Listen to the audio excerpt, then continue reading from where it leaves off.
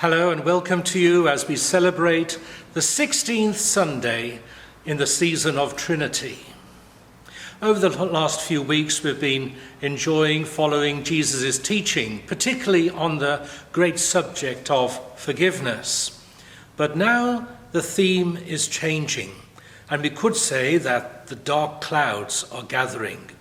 Suddenly, in the midst of his preaching, Jesus is confronted by the religious authorities of the time who question the authority by which he preaches.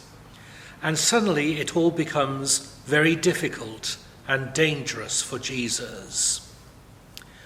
At the beginning of the service, I point out that often when we go to church, we see that gathering as a place of refuge, a place where we can put all the troubles of the world in a way behind us, and if they do come and fill our thoughts, we can pray and deal with them through a conversation with God. And so church and church services are like an oasis of calm within a desert, or you could be coming into a harbour when there is a storm raging. Whilst we enjoy the peace and the happiness that we often experience in a church service, nevertheless, we do listen to what Jesus is saying, because we know there'll come a time when we need to leave the church building. We need to move on from that time of worship, wherever it has taken place, and get stuck into life again and the challenges of the world. And so we want to listen and see how we can learn lessons that are going to help us deal with everyday life and its challenges. In the psalm for this week, Psalm 34, there is a wonderful line.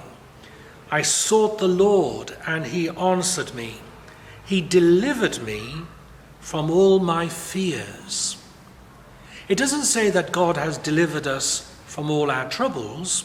He hasn't found for us an exit route, an escape route. But within the troubles that we face, he has delivered us from our fears. Having said all of this, of course, whenever we gather together, whenever we focus on our faith, there is inevitably something joyful and uplifting to focus on, something that reminds us about the wonder of life and the privilege of being in a relationship with God. And this week, I draw your attention to the words in the collect prayer. Lord of creation, whose glory is around us and within us. Whose glory is around. Well, we understand that. We look around and the beauty of an autumn day can inspire us to think about the majesty of God, our Creator. But it also says, God whose glory is within us.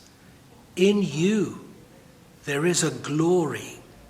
In me, there is a glory. In all of us. If we only had the eyes to see, we will be able to see the glory of God in each other. And that is an extraordinarily humbling and yet empowering thought. So welcome to this time of worship. And I hope that you'll have the opportunity to spend some time dwelling on every part of the service, every Bible reading, every thought, and every prayer.